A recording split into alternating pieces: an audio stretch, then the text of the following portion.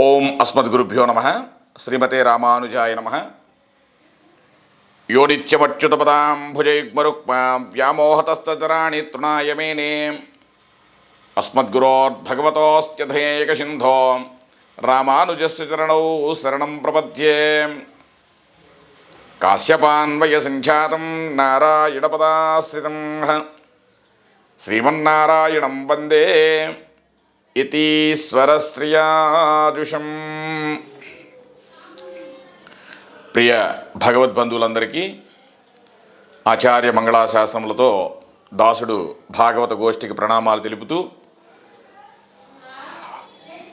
మనకి ఏదైనా ఒక కార్యం తలపెట్టినప్పుడు ఆ సందర్భంలో జరిగేటువంటి భౌతికమైనటువంటి పరిస్థితులను, చర్యలను ఏవైతే సూచకాలు ఉన్నాయో వాటిని మనం శకునాలు. ఇప్పుడు మనం ఏదైనా ఒక కార్యంకి వెళ్ళినప్పుడు బయలుదేరేటప్పుడు ఏదన్నా శుభశకునాలు, అశుభశకునాలు అన్నీ ఉంటాయి. మనకి ఏదన్నా ఎదురైనప్పుడు అప్పుడు మనం చేయాల్సినటువంటి ఏంటి, అసలు ఈ శుభ శకునాలు ఏవి మంచివి ఏవి చెడు అనేది కొంచెం మనం విపులంగా తెలుసుకుందాం. అయితే మనిషికి మనసుకు ఆహ్లాదాన్ని, ఉత్సాహాన్ని అందించేవి కొన్ని శకునాలు, వాటిని మనం శుభశకునాలుగా పరిగణిస్తాం. అలాగే ఆచార వ్యవహారాలు మనం ఏదైతే ఆచరిస్తున్నామో అలాంటి వ్యవహారాల్లో ఈ యొక్క మనం ఎదురు చూడడం, ఇలాంటివన్నీ కూడా మనం ముఖ్యంగా ఆలోచించాల్సిన విషయం. అయితే ఇది రెండు విధాలుగా ఉంటుంది. మనం అనుకున్నాం కదా, అశుభ శకునాలు, శుభశకునాలు. అయితే ఇంట్లో నుంచి బయటికి మనం వెళుతూ ఉన్నప్పుడు ఎక్కడి నుంచో ఒక్కసారిగా మనకి ఏడుపుల శబ్దం కానీ, విపరీతమైనటువంటి బాధాతప్తమైనటువంటి ఏడుపులు వినపడినా కూడా మళ్ళీ ఏడుస్తూ ఎవరన్నా మనకి ఎదురుకుంటా పరిగెట్టుకుంటూ వచ్చినా ఆ రోజున మనం ప్రయాణం మానుకుంటమే చాలా విశేషం, మానుకుంటమే బెటర్. ఎందుకంటే అలాంటి సమయాన్ని మళ్ళీ మనం వినకూడదు, ఆ రోజుకి మానేయాలి. ఎంతటి పెద్ద కార్యమైనా సరే అట్లాంటి ఏది మనం అనుకున్నాం కదా, శబ్దం వినపడడం కానీ ఎదురుగా వచ్చి ఏడుస్తూ వచ్చినా కూడా మనం ఆ రోజున మానాలి. అలాగే శుభశకునాలు, మనకి శుభమైనటువంటి మనం బయలుదేరినప్పుడు ఏవేవైతే ఉండాలి అంటే, ఒక ముత్తైదువులు మనకి ఎదురొచ్చారనుకోండి, మనం వెళ్ళినటువంటి పని అంతా కూడా నిర్విఘ్నంగా కొనసాగుతుంది అని చెప్తుంది.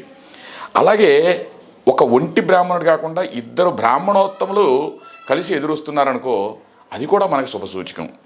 అలాగే ఆవు కానీ లేదా నీళ్ల బిందుతో ఎవరన్నా కూడా స్త్రీలు మనకు వస్తున్నట్లుగా కనిపించినా అప్పుడు మనకు అన్నింటి విధాలులో కూడా మనకి శుభ పరిణామంగా మనం తలంచాలి. అయితే పెళ్లి ఊరేగింపు, దేవతార్చన ఊరేగింపు, అలాగే మంగళ వాయిద్యాలు, అలాగే పువ్వులు కానీ పళ్ళు కానీ, అలాగే పూర్ణ కుంభం కానీ, ఇలాంటివన్నీ మనకి మనం ఏదైనా బయలుదేరినప్పుడు కనుక ఇలాంటి ఎదురైతే మనం ఆ రోజున చాలా విశేషమైనటువంటి కోరిక నెరవేరుతుంది. మనం వెళ్ళిన పని నిర్విఘ్నంగా కొనసాగడానికి అవకాశం ఉంటుంది. అలాగే ఈ యొక్క మంగళ వాయిద్యాలు అనేది చాలా విశేషం. మనం బయలుదేరినప్పుడు ఆ యొక్క శుభప్రదమైనటువంటిది మంగళం ఏదైతే ఉంటుందో ఆ యొక్క ధ్వని వినిపించినా కూడా మనకి ఎక్కడో మనకి ఎదురుగా కానకపోయినా ఆ శబ్దం మనకి మంగళ వాయిద్యమైనటువంటిది వినపడినా కూడా అది కూడా మనకి శుభసూచకంగా చూపెడుతుంది.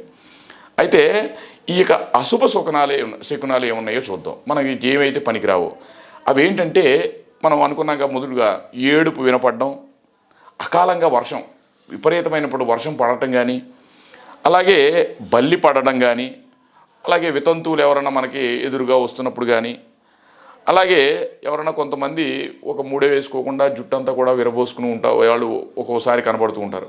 అలాంటప్పుడు ఒక గర్భిణీ స్త్రీలు మనకు బయలుదేరేటప్పుడు ఎందుకో మనసులో శంకిస్తూ ఉంటుంది, వెళదామా లేకపోతే మన ప్రయాణాన్ని ఆపుకుందామన్న సంయమనంలో మనం పడతాం.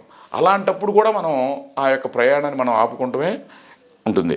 అలాగే అలాంటప్పుడు ఏం చేయాలంటే, మళ్ళీ ఒకసారి కొంతమంది పెద్దలు, మనకి ఇవన్నీ పెద్దలు ఆచరించిన వ్యవహారాలే, లోపలికి రావడం, కొంచెంసేపు నీళ్లు తాగి అలా కూర్చుంటాం, అలాగే కొంచెం నీళ్లు తాగి ఇష్టదైవాన్ని మళ్ళీ ప్రార్థించి తరువాత శుభశకనం చూసుకుని మనం ప్రయాణం చేయడం అనేది మనం అనాదిగా వచ్చినటువంటి.